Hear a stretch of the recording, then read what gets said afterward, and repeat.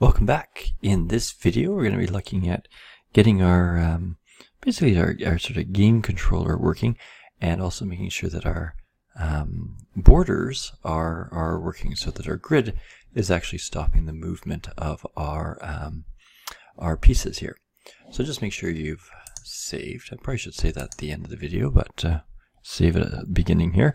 And we're going to go into the other script. So we did the Tetris04 controller. Well, we've started that. We're going to make some changes in this one as well. And then we're going to go to the game controller here. Just open up that script. And what we're going to do to start with is set up basically the grid width and the height. And so we're going to make these both public, and they're going to be static, and they're integers. Grid width is going to be set to 10, and same thing with the grid height. We're going to set that to 20. That's the typical sort of Tetris game.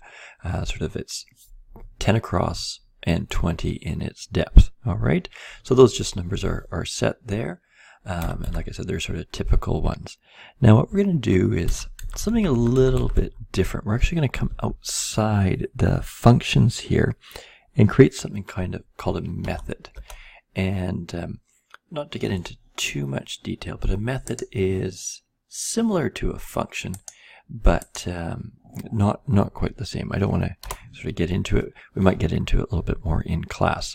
But basically what we're going to do is it's sort of set up almost the same way. It's more like a sort of a fancy variable here. So we're going to create a public Boolean type method called check is inside grid. Okay, and so what we have to do is we have to input some data to it. And basically we need the vector2 position of the Mino. Okay, or really it's going to have to be each Mino in the side, the Tetris04. So we're just going to be checking to see if it's inside that grid. And it's actually going to return whether this is true or false. And so basically, based on the integer of the position on the x is greater than or equal to 0. Okay, and so we use the double and here. So to and the integer position, so we're basically just taking the integer number is of x is less than the grid width. And I'll explain this in a second once I get this going. Okay. Sorry, and I've made a mistake here. This is integer in brackets. Should be a closing bracket there. So just like I've got here, basically we're just taking the integer value of the position x is less than the grid width. Okay, and then we've got another condition, and so another ampersand there. So now we have to worry about the y. So again, changing that integer. I keep doing that. So integer position y is greater than or equal to 0, and then end that condition.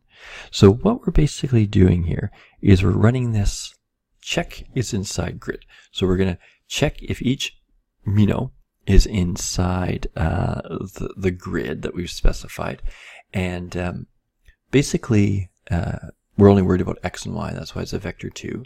So it's going to return whether this is true or false because it's a Boolean.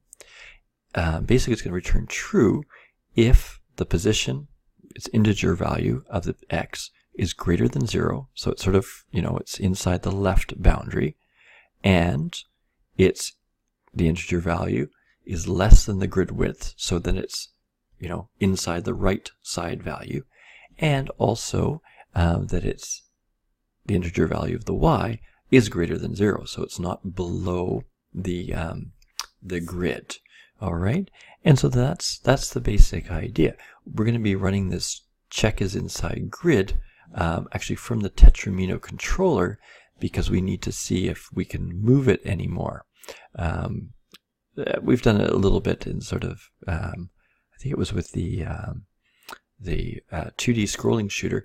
We wanted to make sure that it was within that height. We couldn't fly over the grid or over the game, so we made sure that it was always less than, say, less than 3.5 or whatever the case might be. So that's what we're doing here. We're making sure that our player is within a certain boundary, and if it is within that certain boundary, we will be able to move it. So just make sure you close that one up there. We're going to create another method. This one is going to be sort of a rounding one. So set public again.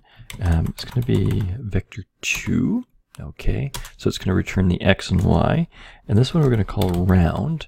And what it's going to do is it's going to take in the vector 2 of the position. Okay, so that's what's, there's going to be an input into it, and basically it's just going to round the value. So what is it going to return?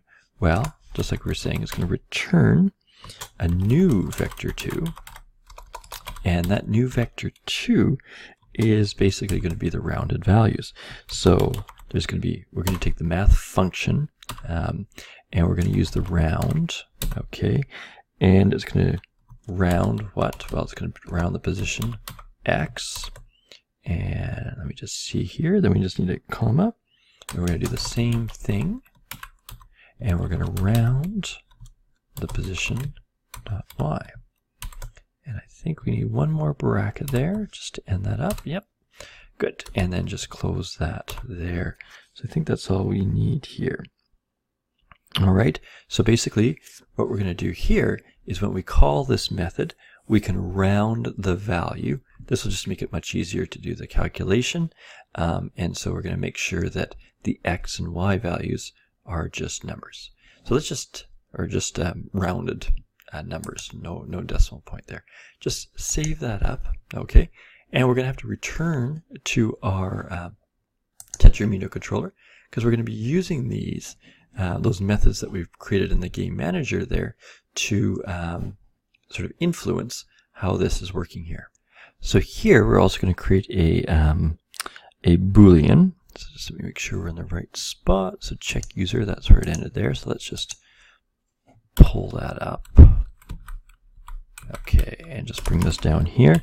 And so this is also going to be a bool.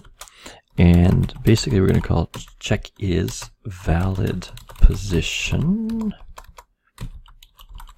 And I'm not going to input anything here. So what we're going to do is, it's a little bit complicated, but we can't just use the Tetris04 itself for the position, because first of all, it changes its shape. So we have to look at each Mino inside that Tetris04. So we have to sort of loop through all four and check that they're all four are sort of in a valid location. So that's what we're going to do here. So basically, the code is going to be for each. So for each thing, so for each, what? For each transform Mino in transform. So it's a little bit tricky, but basically what we're looking at is, like I said, for each position, each of their transforms, okay, of each Mino, what we need to make sure is that that vector 2, basically we're going to do each position first. So vector 2 position, we're just going to find object, find object of type, and we're going to reference our Tetris04 controller, because we want to reference the round one. So this is Tetris04 controller dot round. So we're going to round the Mino's position. All right. So let me just go through that again. Semicolon. So basically, that's probably my problem here. That should be vector 2. Okay. So for each Mino, okay, basically we're going to take its transform, okay, and well, basically its position, so in the transform there, and run the round thing on its position. So we're just going to have its x and y value. set to a rounded value for it. Now there's a little bit more that we have to do here. So like I was saying, that we've got this, it's got to be a Boolean, right? So we've got to check is the valid position, check its valid position. So now we've got its position with that rounded value. We're going to actually have to do the check here. So and it's going to either return true or false. So if, and again, we're going to do this find object of type, and we're going to access our Tetris04 controller.